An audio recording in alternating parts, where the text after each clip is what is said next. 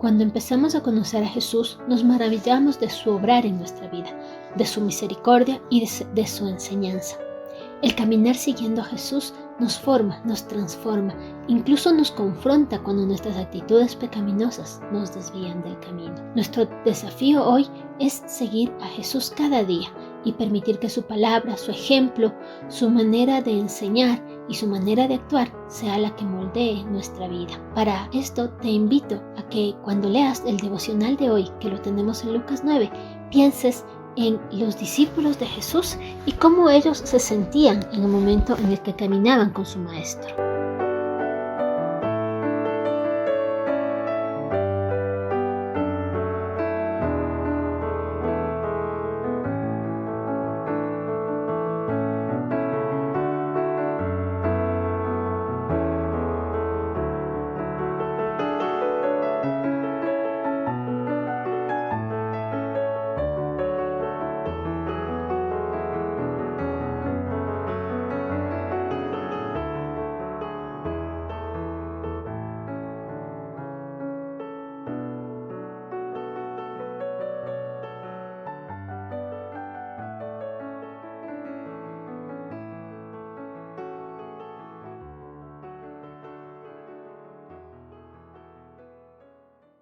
Este capítulo está lleno de distintas narraciones muy profundas de la vida de Jesús, pero hoy quiero que nos enfoquemos en los discípulos.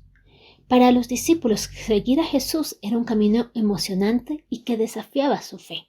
En cada paso de obediencia, ellos eran sorprendidos con los resultados extraordinarios. Por ejemplo, en la multiplicación de los panes y los peces, o en la escena de la transfiguración, donde tiene la visión de Moisés, de Elías y la confirmación de la misma voz de Dios diciendo que deben seguir a Jesús. Sin contar las muchas sanidades, milagros y liberaciones de las que ellos eran testigos. Imaginémonos lo que para ellos representó, que eran enviados por Jesús de 2 en 2 a predicar. Seguramente con temor, con temblor, empezaban su camino, pero al regresar estaban alegres y sorprendidos. Dios había estado con ellos, la gente los había escuchado y su corazón se había vuelto a Dios. Incluso habían hecho sanidades. Cada una de estas bendiciones y proezas son parte del seguir a Jesús. Cuando nosotros decidimos seguir a Jesús, vamos a darnos cuenta que vamos a ser testigos de cosas maravillosas. Pero asimismo, muchas veces tenemos que ser confrontados con la palabra de Jesús. Tenemos que recordar que es importante pasar por la cruz antes de llegar a la gloria. Y eso es algo que a los discípulos les costaba entender. Y a nosotros también nos cuesta entender.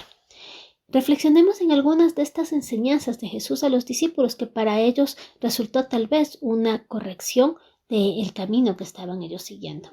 Recuerden, por ejemplo, cuando ellos están emocionados con toda la tarea que están haciendo, con todo ese activismo religioso de estar sirviendo a Jesús. Pero Jesús los llama y los lleva a un lugar apartado para que puedan buscar a Dios en oración.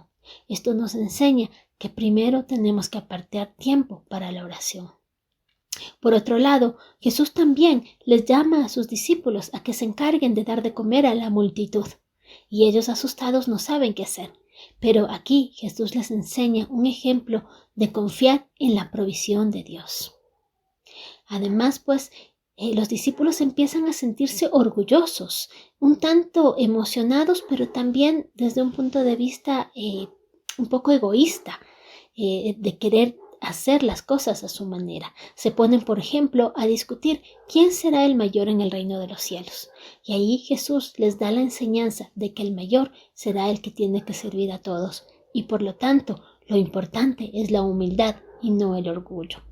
También les recuerda que deben negarse a sí mismos, a sus propios deseos, a sus propios orgullo y hacer la voluntad de Dios. También vemos en esta narración que Jesús anuncia su muerte varias ocasiones y con esto Él les recuerda que su camino no es la gloria, sino la cruz. Seguir a Jesús, por lo tanto, es un camino de servicio, de entrega.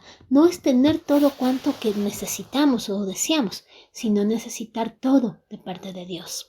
es decir, depender de Él, obedecerle a Él, aunque esto implique hacer renuncias y muchas veces ser confrontados en nuestras actitudes pecaminosas.